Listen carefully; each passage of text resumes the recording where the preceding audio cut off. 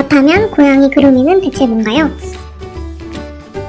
그루밍이란 고양이의 털 손질 혹은 몸 단장으로 고양이의 혀가 브러쉬 역할을 하고 침이 세제 역할을 해서 몸을 닦아주는 거예요.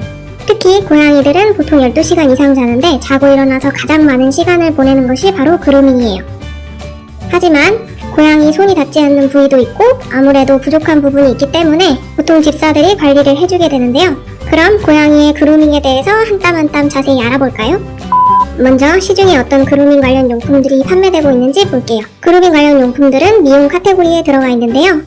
이렇게 눈, 귀, 구강, 발, 브러쉬 등으로 나누어져 있네요. 그럼 먼저 눈 관리에 대해서 살펴볼게요. 여러분은 A와 B 가운데 뭐가 더 잘 보이시나요? 아, 그게 그거 맞죠? 고양이는 가만히 있는 것보다는 움직이는 물체를 보는 시력이 더 발달했어요. 또 고양이는 야행성 동물이기 때문에 밤에도 잘 볼 수 있는 시력을 갖고 있다고 해요. 그리고 다묘 가정에서는 가이들끼리 장난치다가 눈을 다치는 경우가 있는데 눈은 약을 제때 쓰는 것이 중요하기 때문에 빨리 병원에 데리고 가는 게 좋아요. 지금까지 본 고양이 눈의 특징을 정리해보면 이렇게 세 가지로 볼 수가 있어요.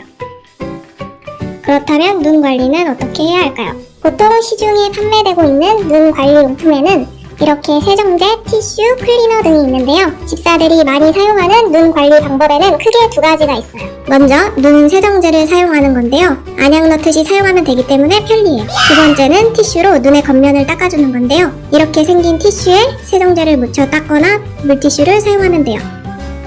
이때 닦고 나서 눈곱빗으로 한번 빗어주면 더 깨끗하게 눈 관리를 해줄 수 있어요.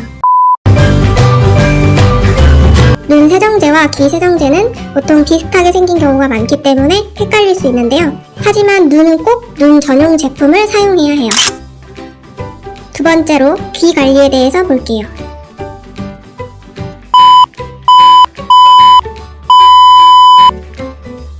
시끄러. 고양이들은 청각이 매우 발달했는데 특히 고음을 더 잘 듣는다고 합니다. 닦아도 기지가 계속해서 나온다면 알레르기 등 다양한 원인으로 인한 질병일 수 있기 때문에 병원 방문을 추천합니다. 고양이 귀에 관련된 특징은 이렇게 두 가지로 정리할 수 있겠네요. 그렇다면 귀 관리는 어떻게 해야 할까요?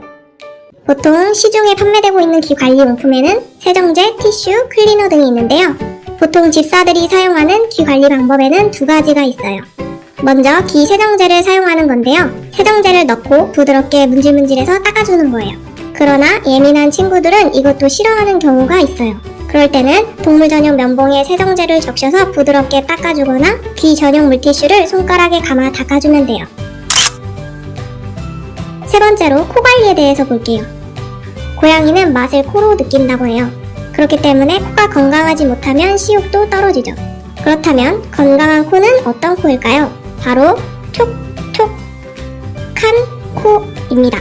그리고 고양이는 코 속에 먼지를 걸러줄 털이 없어요. 그렇기 때문에 코 관리에 더욱 신경을 쓰는 게 좋겠죠? 지금까지 본 고양이 코의 특징은 이렇게 세 가지로 정리할 수 있겠네요. 그렇다면 코 관리는 어떻게 해야 할까요? 앞서 호흡기 계통의 세정제를 소개했었는데 호흡기 계통의 세정제를 같이 사용해서 닦아주시면 돼요. 네 번째로 구강 관리를 볼게요. 고양이는 양치를 스스로 안 하기 때문에 구강 관리를 제대로 안 하면 여러 가지 질병이 생길 수 있어요. 그렇다면 구강 관리는 어떻게 해야 할까요? 보통 시중에 판매되고 있는 구강 관리 용품에는 칫솔, 스프레이, 청결제 등이 있는데요. 보통 집사들이 사용하는 구강 관리 방법에는 크게 두 가지가 있어요. 물론 가장 좋은 것은 칫솔질이에요. 그러나 고양이들은 칫솔질을 싫어하기 때문에 처음부터 칫솔질 하기는 쉽지 않아요. 그렇다면 칫솔질을 어떻게 하면 좋을까요? 크게 4단계로 칫솔질을 시도해보세요. 먼저 손가락에 짜서 주는 것을 일주일 정도 해보세요. 그리고 나서 잇몸에 바르기를 또 일주일 해본 후 잇몸에 바른 상태에서 마사지를 또 일주일간 해보세요. 그런 다음 마지막에 칫솔질을 시도해보는 것을 추천합니다. 그래도 칫솔질이 힘들다면 혹은 다른 방법을 찾는다면 바르는 치약이나 먹는 치약 그리고 뿌리는 치약을 활용해보세요. 칫솔질보다는 효과가 떨어지지만 고양이가 스트레스를 덜 받는 방법이기 때문에 사용하기 편하실 거예요. 다섯 번째로 털 관리를 볼게요. 사람이 봄이 오면 겨울옷을 정리하고 봄옷을 준비하는 것처럼 고양이들도 옷을 갈아입듯이 털이 빠지게 되는데요. 흔히 봄에 빠진다고 알려져 있지만 실내에서 생활하는 고양이들은 봄과 상관없이 빠집니다. 그렇기 때문에 집사가 미리 털을 관리해주면 좋은데요.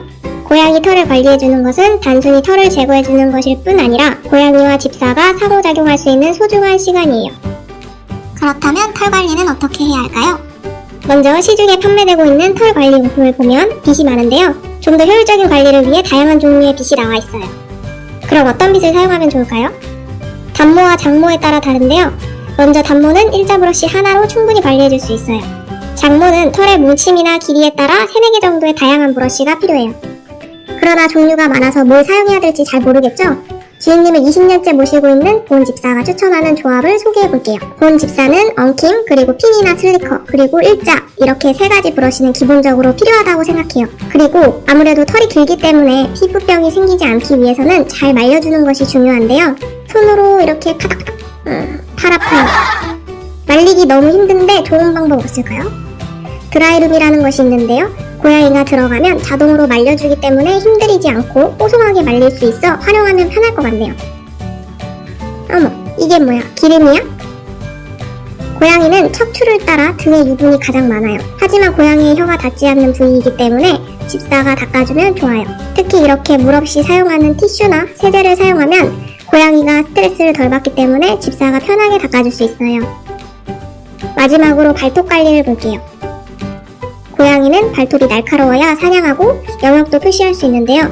고양이는 평소에 발톱을 감추고 있다가 필요할 때 이렇게 발톱을 드러내요.